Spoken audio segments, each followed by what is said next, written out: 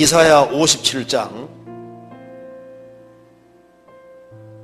5절입니다.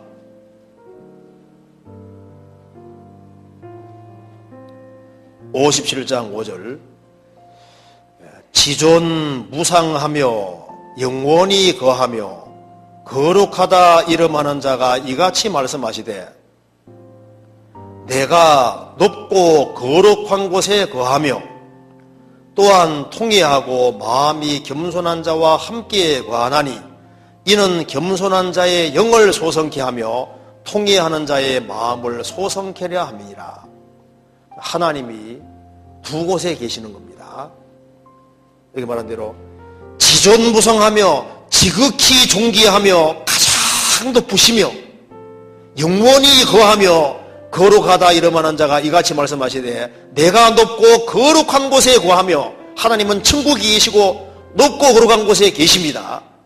근데 거기만 계신 것이 아니라 또한 통회하고 마음이 겸손한 자와 함께 거하나니, 하나님이 계시는 곳이 두 곳인 거예요. 그러니까 하나님은 어디 계시느냐?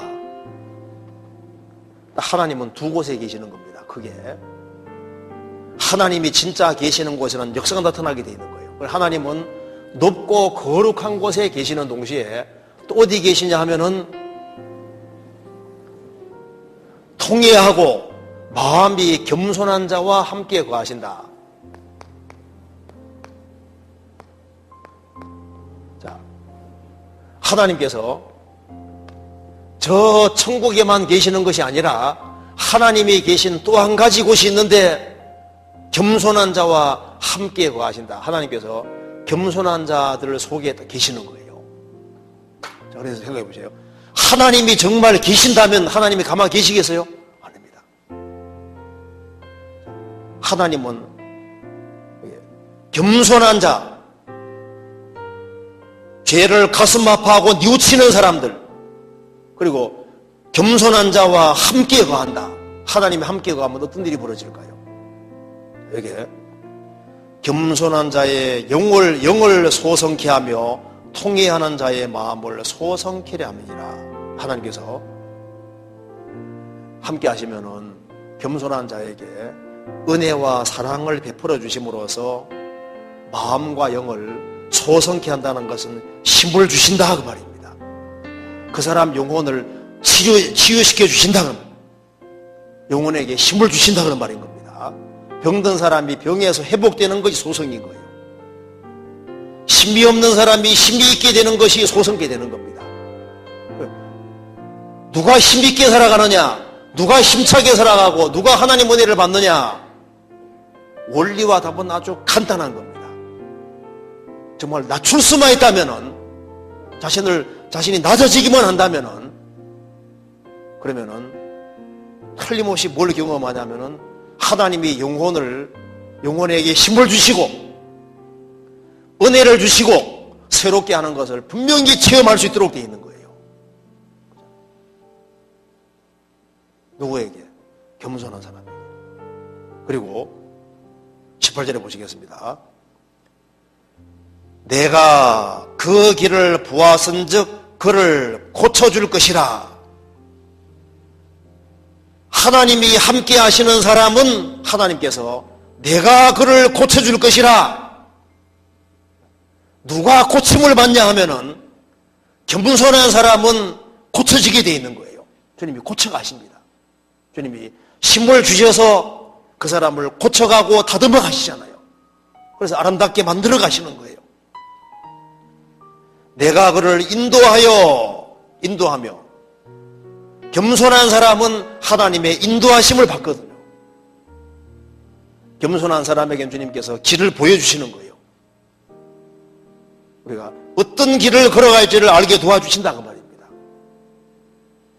그를 인도하며 그와 그의 슬퍼하는 자에게 위로를 다시 얻게 하리라. 누가 하나님의 위로를 경험하냐 하면은 겸손한 사람은 하나님의 위로를 듬뿍 경험할 수 있는 거예요.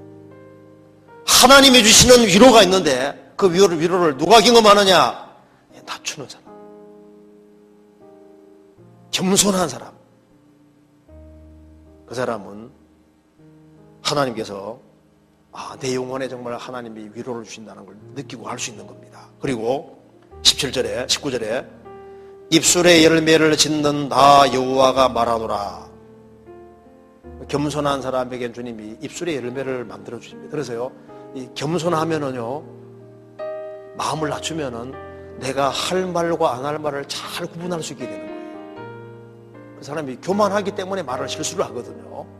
사람이 겸손해지면은 내가 이 말하면 사람이 다치지 안 다치지 이런 걸 다 잘 알 수 있게 된다니까요.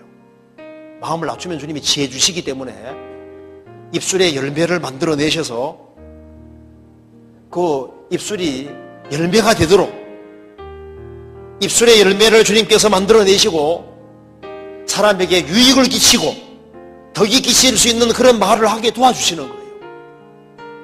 자신이 침묵할 때를 알고 말할 때를 알고 그걸 구분시켜 주신다니까요. 입술의 열매를 짓는 나 여호와가 말하노라. 먼데 있는 자에게든지 가까운 자에게든지 평강이 있을지어다 평강이 있을지어다 내가 그를 고치리라 하셨느니라.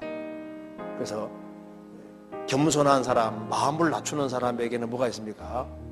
영혼에 지극한 평강이 있도록 되어 있어요. 참 신기합니다.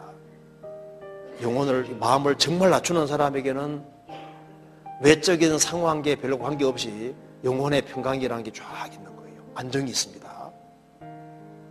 그는 나중에 기업을 받게 되는 겁니다. 15절 끝에 13절 끝에 나를 의리하는 자는 땅을 차지하겠고 나의 거룩한 산을 기업으로 얻으리라. 그는 하나님의 약속을 차지하게 되고 그리고 하나님의 거룩한 산을 기업으로 얻으리라. 그에게는 기업과 상이 주어지게 되고 57장 1절 2절에 말한 대로 그는 죽음 건너갈 때도 평안의 세계 속에 평안이 들어갈 수 있잖아요. 그러니까 하나님은 저 멀리 계신 분이 아닙니다. 가장 겸손하신 분이기 때문에 겸손하면은 하나님하고 코드가 맞는 거예요. 그죠? 하나님은 낮은 길을 걸어가시는 분이기 때문에 낮추면 하나님과 접촉이 이루어지게 되고 하나님은 그 사람과 함께 하시면서 그 사람 영혼에게 힘을 주시고 영혼에게 은혜를 베풀어 주시고 영혼을 새롭게 만들어 주시고 그 사람을 고쳐주시고 그 사람을 인도해 주시고 그 사람에게 위로를 주시고 속을 바꿔가시니까 입술도 바꿔지게 되잖아요. 그에게 주님 평강도 주시고 그리고 생애 속에서 주님께서 축복해 주시니까 나중에 상도 받게 되고 영원한 축복까지 받게 되는 그 모든 것이 겸손 요 속에서 다 벌어지게 돼 있는 거예요. 그렇게 다른 것은 다 결과로 주어지는 거니까 낮은 길을 걷기를 작정을 하면은 이것저것이 줄줄이 다 그냥 결과적으로 주어지게 되는 거예요. 하나만 잘하면은 나머지는 다 주어지게 되는 겁니다.